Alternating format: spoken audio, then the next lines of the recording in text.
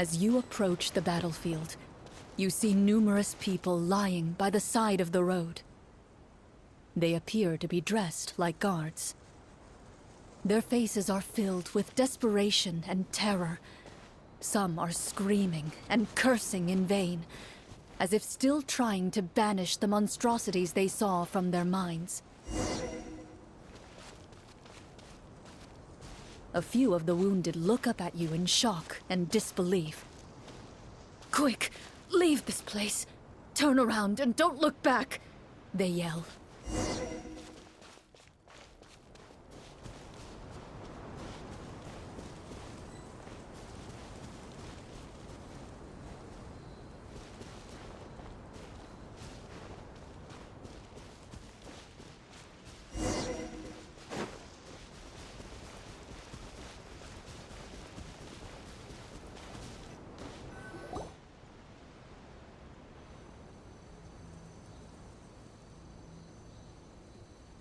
This is the place he mentioned, right? You see broken iron swords scattered all around you, and downed trees riddled with terrifying claw marks. All the signs point to one thing. A truly devastating battle just took place here. Be on your guard, everyone. The monsters might still be around. Before you can finish your sentence, you hear rustling sounds from the surrounding bushes. The monsters have emerged. They close in on you without fear. You get the impression that, in their bloodthirsty eyes, you're just another meal for them to devour. A little help here! This thing wants to eat Paimon! Your battle round begins now.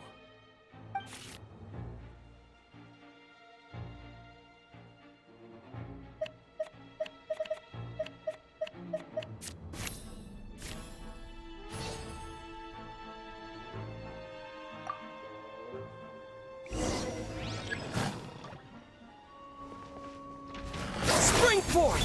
Let the world collide! Shower me with praise! The next battle round begins now. Umbrella warfare, I guess!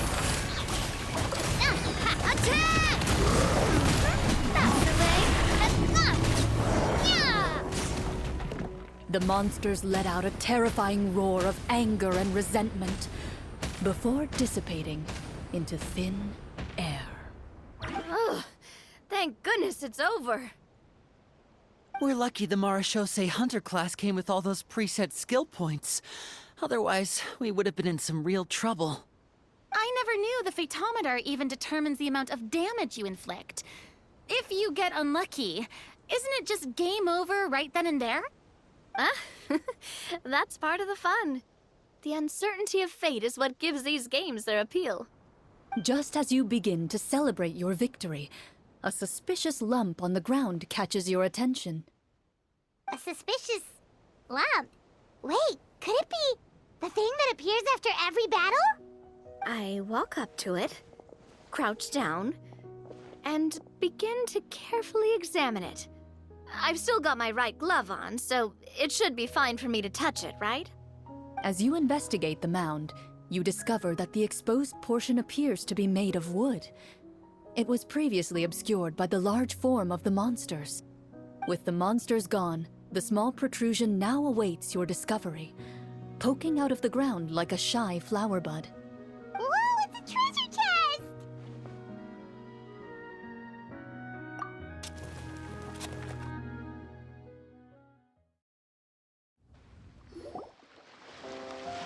With everyone's help, you successfully excavate the wooden chest from the ground. Even without opening it, you can tell from the mora and jewels scattered around the chest that it must contain quite the fortune. Makes sense. We worked hard for this. Let's open it and we can share what's inside! I can understand your excitement, Paimon, but think about it. Doesn't it seem like there are people out there who need this treasure more than us? Yeah. Think about all the people suffering in the capital. Or all those guards who got hurt fighting the monsters. Wouldn't it be better if we gave the treasure to them? Wait, Is that how it works? Paimon thought since we were the ones to dig it up, we could just take it for ourselves. Well, let's put it this way. Any decision you make during a role-playing game can impact the future course of the story. But would the people really believe us? It's hard enough for us to prove we're Marchese hunters. What if they think we procured the treasure illegally? They might get even more suspicious of us. That's definitely something we should consider. Maybe we can come up with an explanation in advance. Well, if donating it could cause that much trouble, why don't we use it to buy some gear and fill up on good food? Then we'll be ready to fight even more bad guys. Looks like you're facing a difficult choice once again. Well, it's getting late. Why don't we call it a day for now? Wow! Where did the time go? I'm not sure if it's because I'm having so much fun with you all, or because the story is particularly enticing, but I feel like I could almost keep going. Here, here. Ooh, how about we play through the night? I'm not sure I'll have enough energy for that. Yeah, that won't work for me either. Lynette will give me an earful if I get home too late. I understand how you feel, Navia, but we have to change venues for the next part of the story anyway. Huh? Another location? Mm-hmm. There's a special note for the GM at the end of this section that says to proceed to an indoor set for the next part of the script. Whoa, they really pulled out all the stops for this new script. Well, even if we end the game for the day, we can still stay a little longer and hear Cloran finish her story, right? Paimon wants to hear more about the history of the Hunters. Something tells me you just want to finish the free desserts before we break for the day. That's just a coincidence, okay? Besides, to Paimon, not finishing free food feels even worse than having to buy her own. And anyway, Paimon really does want to hear more about Cloran's master. Well...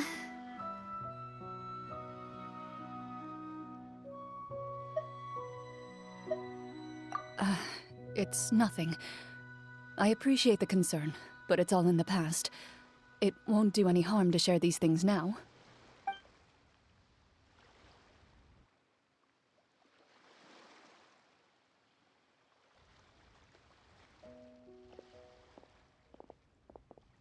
My earliest memories are of living with Master. According to her, she saved me from certain people of ill repute. My birth parents had left me behind some time before that. What a heavy beginning for a life story. Master was a fascinating individual, if inexperienced in the ways of raising children. My first ever toy was a short sword. Although I suppose it wasn't so much a toy as something Master removed from her waist and handed to a noisy child in need of distraction. Oh, wait, so she handed an actual sword to a child? Isn't that dangerous? Did you hurt yourself? Of course I did. I cut my palm and bled quite a lot. But Master was not concerned. She just stood there and casually lectured me about it. See, that's what you get for not holding the sword properly, she told me. She then crouched down next to me and said, "Give me your hand. I'll teach you to bandage this wound. After that, it's time to learn how to truly hold a blade." Excuse me for asking this, Clorand, but how old were you exactly when all this happened? Probably around, 3, give or take. 3? Isn't that when most kids are still struggling to hold a fork? As I said, Master was rather inexperienced in the ways of raising children. She believed trial and error was the best way to teach a child what they're capable of. I'm not so sure this is a question of experience. I didn't see anything wrong with her ways at the time. And anyway, children don't get to choose how they're raised. Oh, she did bring me back a pet from Liyue once. It was a Geovishap hatchling. A Geovishap hatchling? For a pet? That seems even more dangerous! What she said was this: make sure to get along, you two. If you really can't agree on something, just settle it with a fight. Whoever loses is the real pet. And how old were you when this happened? 5. Well, did you win? No, I lost. So you're saying you actually became the Geovishop's pet? Yes, but only for a week. By the end of that week, I defeated it in combat, and we've shared a cordial relationship ever since. That really doesn't sound like the kind of childhood someone should have. Later on, I gradually understood that Master most likely didn't know any other way to raise a child. She was a marechaussee hunter, but I never heard her bring up her own parents. Thanks to her, I learned how to navigate the forest by the age of 6, and could hunt monsters in the wild by myself the year after that. Even though the training she subjected me to was strict, she always made sure to take me traveling when she had the time. We met many of her friends during those days. That was also how I met Mr. Callis and his family. I still remember the first time we met. You were too scared to join our picnic and hid behind Ms. Petronia the whole time. I still hadn't really met many children my age at that time, so I didn't know how to interact with others. After that, though, you started coming over a lot. You loved challenging people to shooting competitions, remember? I don't think many members of the Spina ever beat you in one of those. I had a lot of fun during those days. I enjoyed them too. Oh, do you remember that one time we went exploring around the Spina together? We overheard Papa call your master Fontaine's Protector of Justice. We tried to pretend like we never heard anything, but you nearly let it slip that one time.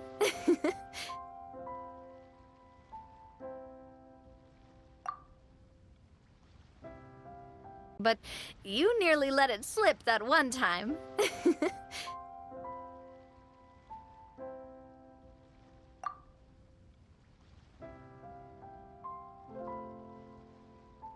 Protector of Justice.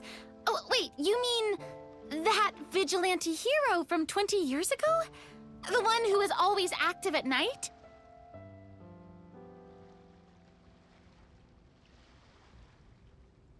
Yep, that would be her. She often would put on a black cloak and go out at night. I never knew where she went or what she was doing. Until, like Navia said, we overheard the truth from Mr. Callis that night. 20 years ago, huh?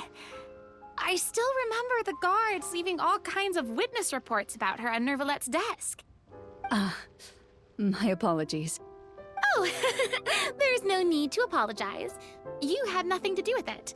And anyway, everything she did was for a good cause. Although, calling herself the Protector of Order was a bit much. Especially when she deliberately operated outside the law. Huh? When did the Protector of Justice become the Protector of Order? Oh, she had a bunch of code names.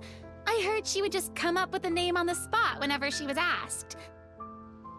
Later on, she probably got sick of answering those questions and decided to stick to just 2.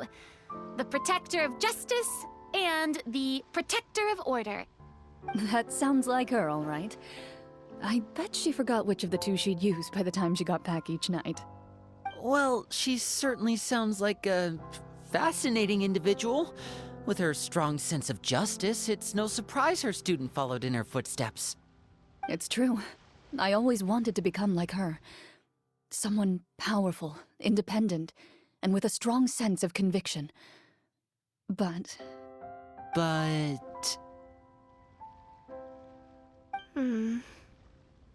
She suddenly disappeared the night I turned 10 years old. Disappeared? What happened? I have no idea. She didn't even leave a note. I was never able to find out where she went. That night, I was celebrating my birthday at Navia's house. But Master never came to pick me up. When I returned home on my own, it was to an empty house. When she still didn't appear after a few days, I went to Mr. Callis's house to ask about her whereabouts. But he only shook his head. Papa probably didn't know either. I know he sent a few people to investigate the matter in secret, but They never found any credible leads. Don't worry, I understand. To be perfectly honest, given Master's personality and way of doing things, it all made a lot of sense. If I had to guess, I'd say she probably used it as an opportunity to force me to become independent. Just like how, when a litter of kittens reaches a certain age, the mother willingly leaves them behind. Were you upset, Clorand?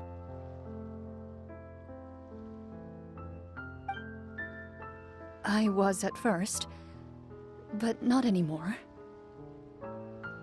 I don't believe Master would suddenly disappear for no reason. There must have been something she just had to do. Well, despite everything, you still managed to follow in her footsteps and become the greatest champion duelist in all of Fontaine. You're practically a living symbol of law and justice. I suspect my position would be far too by the books for her. Master always did whatever she pleased. But you're right. I suppose I do take after her in some ways. Who knew Clorand had such an interesting past? I never had the chance to ask her about it before. And I wonder... if Clorand's master were the champion duelist back then, would that duel against Mr. Callus have gone differently? Oh no. Judging by the atmosphere, Clorand and Navia are probably thinking something similar. The mood just got super awkward all of a sudden. Well, anyway. Would you look at the time? It's getting dark, so we should probably call it a day for real this time. If we keep talking like this, we really will be here all night. I had a great time today, Miss Clorand. Thank you for being our GM. Anytime. The script was good, but I've got to say, your childhood stories were even better. Hey, you should tell us more about that fight against the Geo-Bishop sometime. Maybe your master was onto something. You could be right.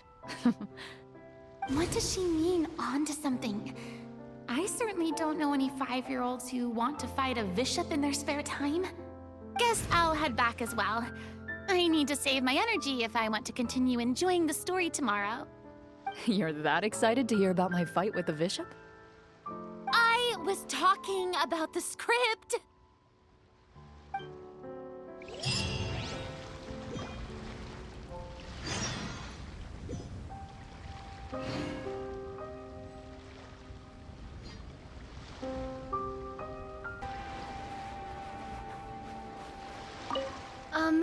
Just between the two of us, could you tell me what it was like to be the Geo-Bishop's pet? It was nothing special, really. Geo-Bishops don't understand the concept of a pet. So, basically, it just headbutted me whenever I entered its territory. And that hurt? Yeah, it hurt. What, something you want to experience for yourself? Oh, I'm good. Thanks.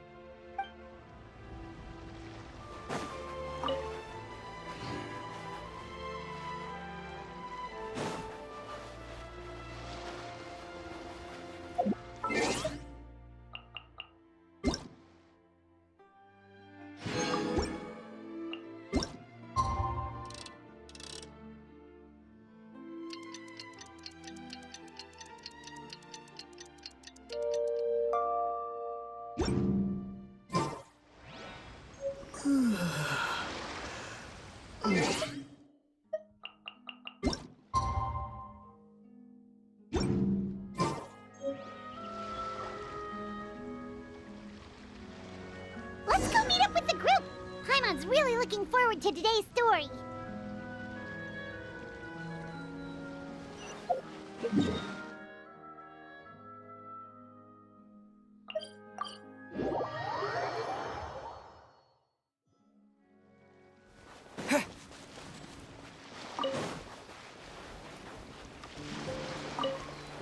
Squall Fury!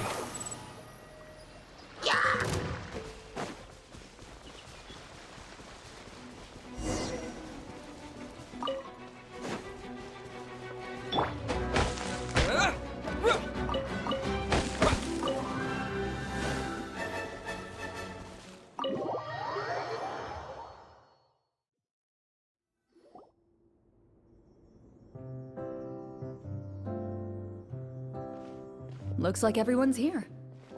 Now, before we begin, why don't we finish where we left off yesterday? There was an important decision to be made, yes? I'll pour everyone a cup of tea.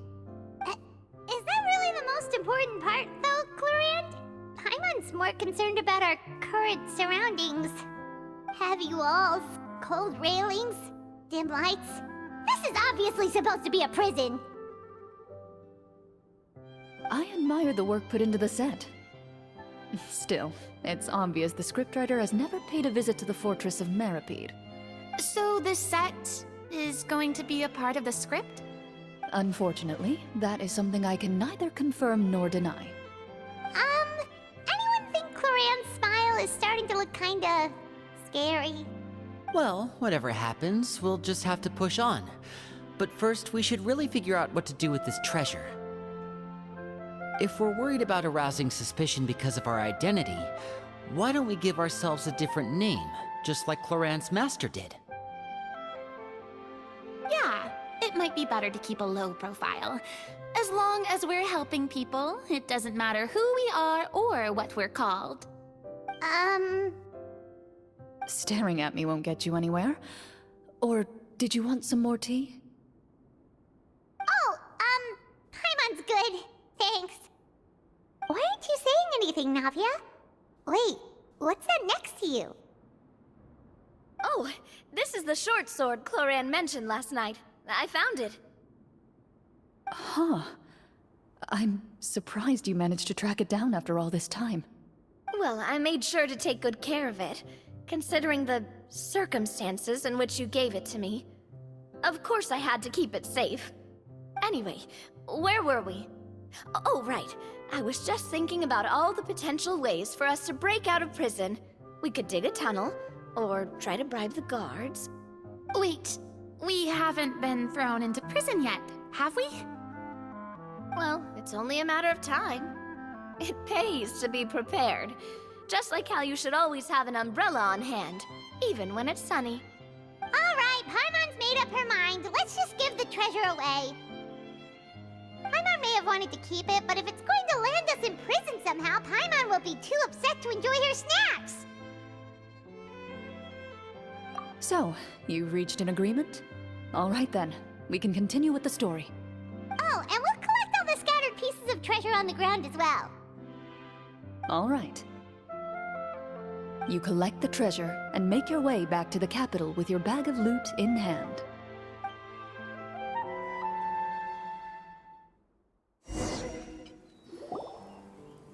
The city is still shrouded in a gloomy, oppressive atmosphere, but your spirits are surprisingly high.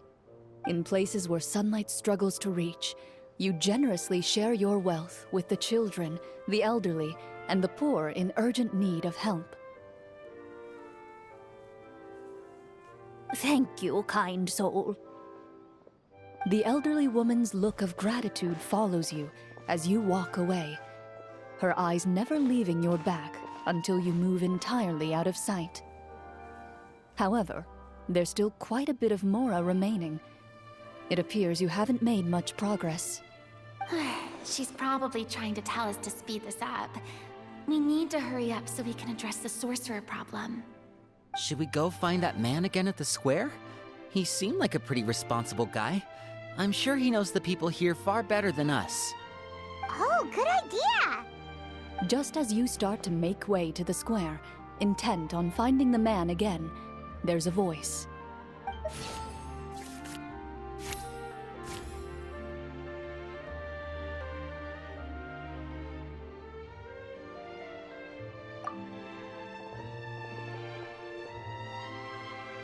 Please wait, distinguished guests. Several strange guards suddenly call out to you. They run forward to meet you and proceed to politely pay their respects. Greetings, gentlemen. Are we being invited for afternoon tea? Surely you jest, my lady. That would not be our place. It is His Excellency the King who requests to meet with you. Please come with us.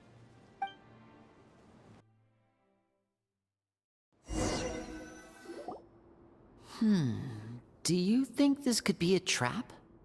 Well, we have to investigate the court at some point, right? Meeting the king himself would be a fantastic opportunity to do that. I say we go for it. If something happens, we'll just turn the whole place upside down. That sounds a little intense. After a quick discussion, you nod to the guards and agree to follow. They lead you all the way to the audience hall of the palace. Gilded tables line both sides of the hall. The space itself is adorned with all manner of expensive antiques, glass shelves, and silver candlesticks. The items appear quite ordinary in size and dimension, yet their presence somehow makes the emptiness of the hall feel even more surreal and ominous. Wow, it's so luxurious! The elderly king, clad in a magnificent robe, sits upon the deep crimson throne before you. He wears above his head a majestic crown, with a gemstone the size of a bird's egg set right at the very front. As you observe it, you see a complex pattern of light reflect off its surface. Ahem! They're here, your majesty. A man dressed in dark clothes, likely a minister, shields his mouth with his hands and bends down to whisper a few words to the king.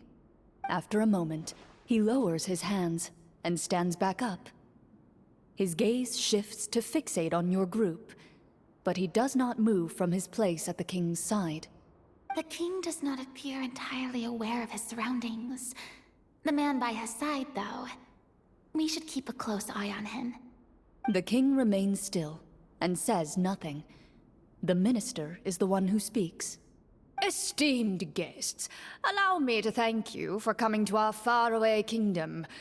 Unfortunately, His Majesty the King finds himself quite exhausted from work. So please allow me, his Prime Minister, to welcome you in his stead.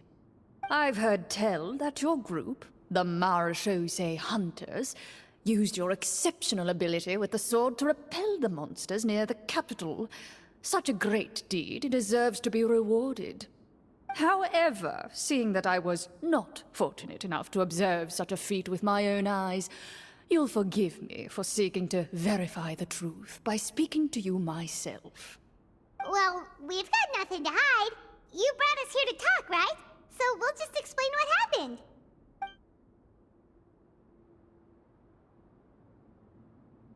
The golem's blades were so powerful, they could cut down trees in a single swipe! It took a lot of effort to defeat them, even for trained swordsmen like us. Well, that was enough details, right? Believe us now? Your account does indeed match those of the survivors. Since you were the ones who defeated the monsters, that must mean you are also in possession of the treasure they stole?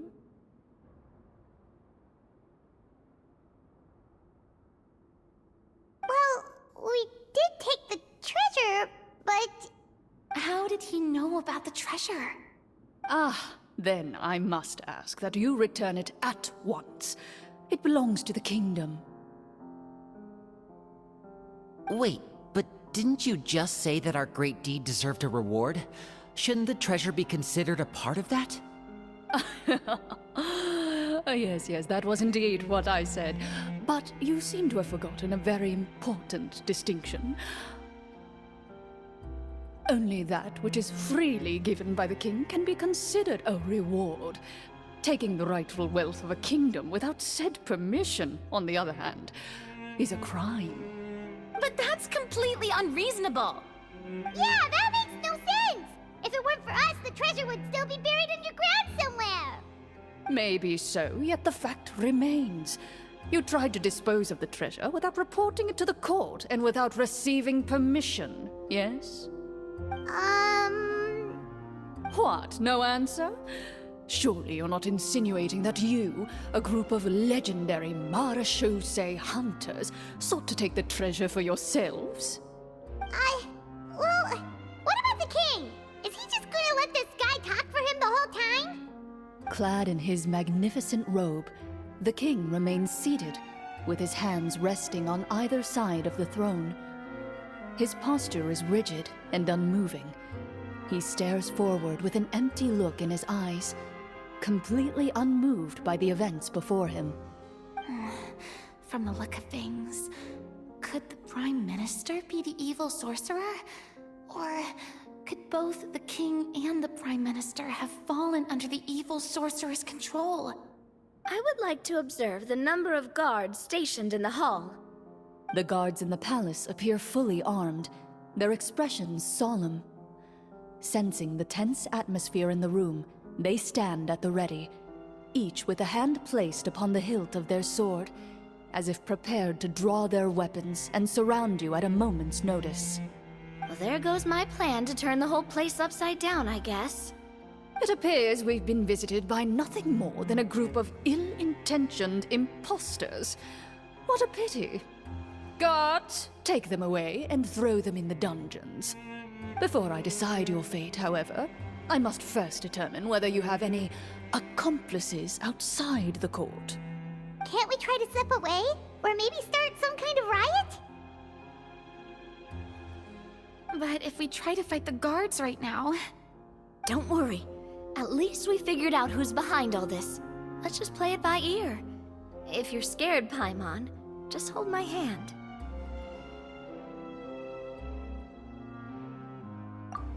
Thanks, you guys. You allow yourself to be led away by guards surrounding you on both sides. It's only when you begin to feel drops of water falling from the dungeon ceiling and smell the stench of death and decay all around you that you finally realize you've stepped into a completely different world. Stay here and don't try anything funny. The guards lock the cell door and leave without looking back. Wait, sir! Your voice echoes through the dark hall, but the only response you receive is the sound of water dripping from the ceiling. No! What should we do now? Carve out a new path of fate with our own two hands, of course. I draw my weapon. You reach toward your waist, but find nothing there. You now recall that your weapons were confiscated before the guards locked you in the cell. The bag of treasure along with them. What about that knife I hid in my boot? When did you hide it in there? When I was thinking about digging a tunnel. Rejected. You failed to inform the GM of this course of action. Moreover, the guards would have conducted a thorough search before throwing you in prison. And the keys to the cell aren't anywhere to be seen? Correct. You don't even feel a lock hole on the cell door. Oh, well, there goes all our plans. Indeed. Huh? Why are you the one saying indeed? Because that statement holds true for me as well. This is where the script ends. What? But that's a terrible ending! Generally speaking, this should be the point where the scriptwriter gives the players some kind of hint, or gives the GM some kind of code for how to move forward. I mean, maybe they just really wanted us to be immersed in the feeling of being in prison? Like, they'll only show us the way out once we've grown truly and utterly desperate? That is a possibility. If only there were desserts and tea in real prison. Oh, wait, guess that's kind of how the Fortress of Meripede works if you're lucky. Oh, before I forget, Navia, the short sword you had with you earlier. I took a closer look, and the craftsmanship doesn't appear to resemble anything from this era. If I remember correctly, that style was last in vogue several hundred years ago. Wait, Cloran said that sword used to belong to her master, right? Does that mean her master has been alive that long? I doubt it. The way she went about things often made her seem childish more than anything. I'd say the sword was most likely an heirloom passed down over time. Hang on. A precious heirloom passed down to you by your master. And you gave it to me just like that? You weren't worried I might lose it? Master left many things to me when she disappeared. There was the sword, an old key, and a good amount of junk she probably just didn't want to take with her. I gave you the sword back then, because I didn't want our friendship to end. Wait, when did this happen exactly? After the duel between Mr. Callis and myself. Before that, Clarand would have meals with us and even stay over at the Spina some days. She was on great terms with Papa as well. After the duel, though, there was a period of time where we simply didn't know how to face each other. She entrusted this sword to me, and never came back. We were both sad, and conflicted, and totally overthinking everything as a result. Whenever I looked at this sword, I couldn't help but wonder if Miss Petronia had never introduced us to each other at that picnic. Maybe part of the sadness I was feeling could have been avoided. Back then, it felt like I hadn't just lost a father, but a close friend as well. No one can change the past. The most important thing is that you two found your way back to each other and can enjoy things like this together. Yep, you're right. I'm sorry, you two. I didn't mean to bring up any sad memories. Think nothing of it. No one here is at fault.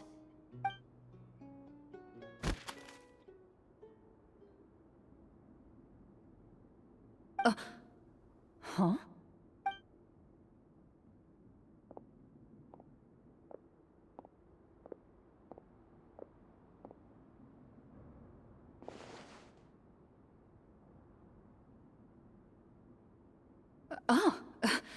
Looks like the next part of our script is here. Perfect timing. The situation was really starting to get desperate. And not just because of the prison thing. From Clarand's face, Paimon really can't tell if it's good news or bad news.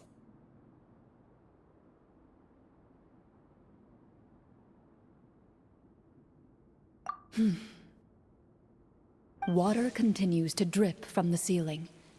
In this lightless dungeon, you lack a reliable way to tell how much time has passed.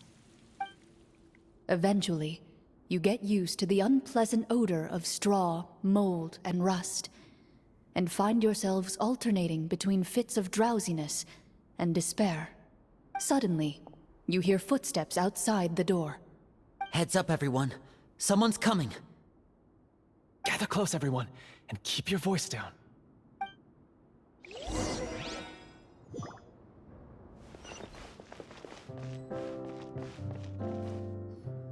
Who are you?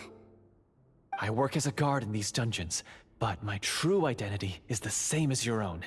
I'm also a marechaussee hunter. Huh? Shh. I've already sent away the other guards, but if we make too much noise... I understand, but how can we be sure we can trust you? The king has issued a formal decree. In light of the irrefutable proof of your crime, you're to be executed before tomorrow's sunrise. If you want to escape, it has to be now. Executed? We barely did anything! Monsters appearing at the same location as the treasure. Could this entire thing have been a trap? There will be time for speculation once we're out of here. As for my identity, I have no way to prove that to you just yet. Infiltrating the capital was difficult, and finding a chance to speak with you has taken a lot out of me. I could go on, but I think we can all agree that now is not the time for details.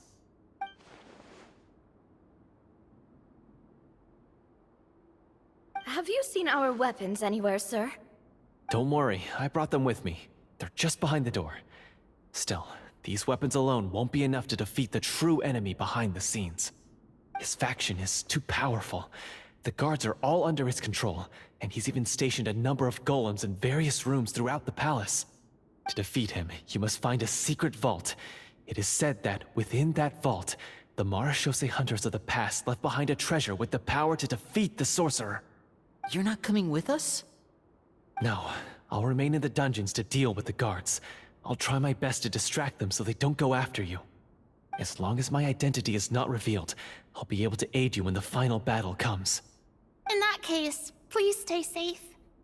Thank you for your concern. I will do my utmost. As for the location of the vault, here, this map should lead you there.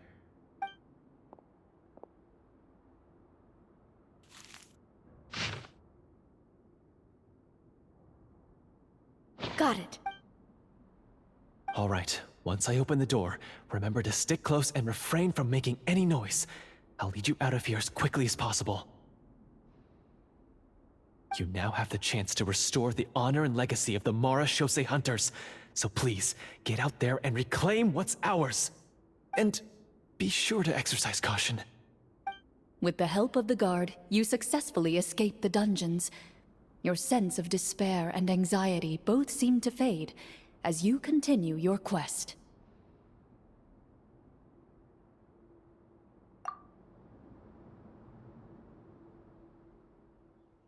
Wait, we didn't get to use our skills at all while we were in prison. Who knows when we're gonna get the chance to use that cool summon spell? That is a pity, but we can only continue to move forward.